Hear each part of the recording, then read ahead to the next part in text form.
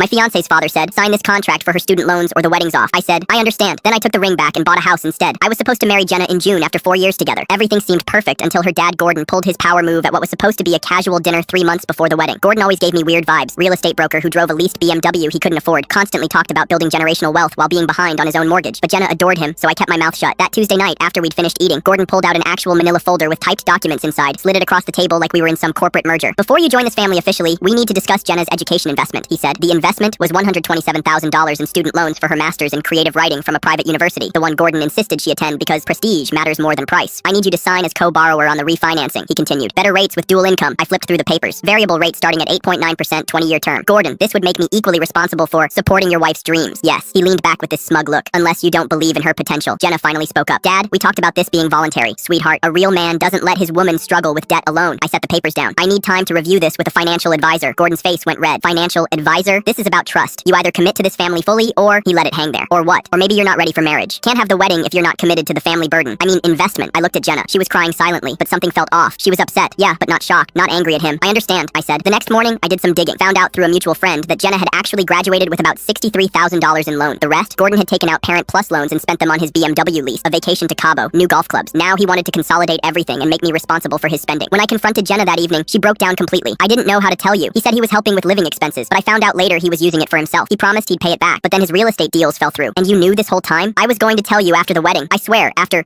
I was legally bound to you. She couldn't deny it. I took the ring back that night, not dramatically, just asked for it while she was sobbing on the couch. She handed it over without argument. Gordon called me 43 times the first day, leaving voicemails ranging from, let's discuss this like men, to, you're destroying my daughter, to, I'll sue you for emotional damages. But here's the beautiful part. I'd saved $26,000 for our wedding. Every contract was in my name only because planning stresses Jenna out. I called the venue. Another couple had been waitlisted for our date. Lost maybe $800 total instead of $8,000. Put a down payment on a house instead. 3 months later, the real karma started. See, when I refused to sign those refinancing documents, Gordon was stuck. The loans went into default. First call came while I was at work. They're garnishing my wages. They can't do this. Gordon, those are your loans. Parent PLUS loans. Your name, your responsibility. But they were for Jenna. No, $63,000 was for Jenna. The rest was for your BMW and vacations. It gets better. The default tanked his credit. His real estate broker questioned whether he could be trusted with client escrow accounts. He was put on probationary status, and his commission split went from 70-30 to 50-50. Then Diane, Jenna's mom, found out Gordon had been hiding massive financial problems, including taking out a second mortgage using her forged signature. She filed for divorce. The divorce proceedings revealed even more. Credit cards opened in Diane's name, a car loan for a boat he sold 2 months later. But the real karma came from the IRS. When you use student loan money for non-education expenses, that's potentially taxable income you didn't report. Gordon called me drunk at 2 a.m. You destroyed my life. No, Gordon, you destroyed your life. I just declined to participate. He's now 58, living with his mother, working part-time with garnished wages. The IRS hit him with $34,000 in back taxes and penalties. Diane lost the house and is renting a 1-bedroom apartment. Jenna's working at Barnes & Noble, dating someone else with massive student loans. Click here to watch what happened next.